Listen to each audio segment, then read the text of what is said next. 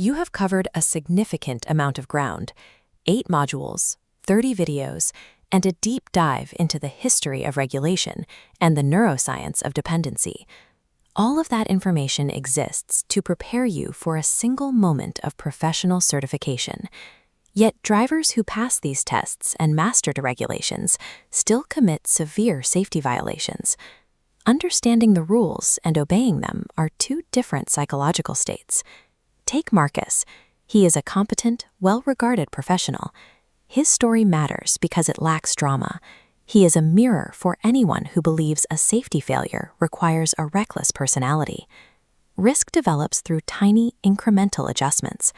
A driver manages fatigue or stress with choices that feel reasonable in the moment: a specific medication, an extra drink to settle down, a slight shift in habit. These choices happen in the quiet spaces where the regulations feel distant. Rule knowledge alone cannot stop this progression. Only active self-awareness allows a driver to recognize and disrupt the pattern before it becomes a crisis. Behavioral patterns follow a specific mechanical structure called the habit loop. Every loop begins with a cue: unavoidable job pressures. To manage them, a driver substitutes a risky coping mechanism into the routine phase. The brain normalizes this. Over time, the dependency disguises itself as a specialized method for getting the job done. This automated pattern eventually forces a crossroads. The physical or professional toll becomes too heavy to ignore, making the pattern visible to the driver for the first time.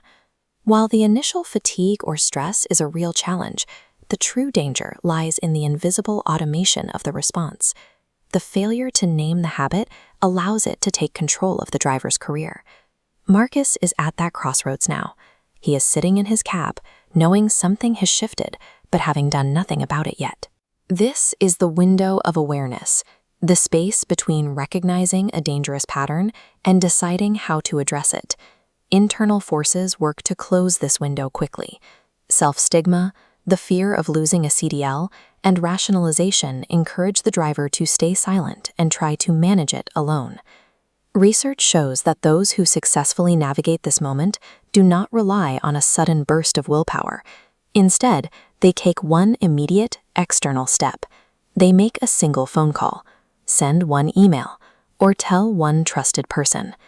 A single action taken while the window is open carries more weight than any amount of silent intention. Moving beyond the moment of crisis requires a commitment plan. A commitment plan is a set of pre-decided responses to the predictable challenges of professional driving. It moves safety from a vague goal to a series of specific actions. These practices are unglamorous and repetitive. They include conducting a pre-shift self-assessment every morning and applying next-day thinking to decisions about alcohol the night before. They involve telling a physician you hold a CDL before a prescription is written, reading medication labels every time, and checking your own clearinghouse record annually. Consistency in these ordinary habits creates the only reliable safety net for the days when the work stops being ordinary. To those completing this course after a violation, engaging with this material from the inside of a failure takes a specific kind of steadiness. Long-term recovery is built through the slow work of habit building.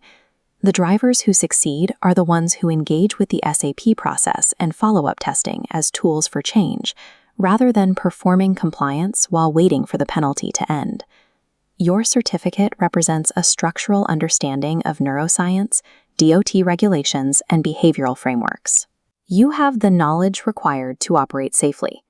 Ultimate safety is a daily, deliberate practice. It is something you choose to do, every shift, for the people who share the road with you.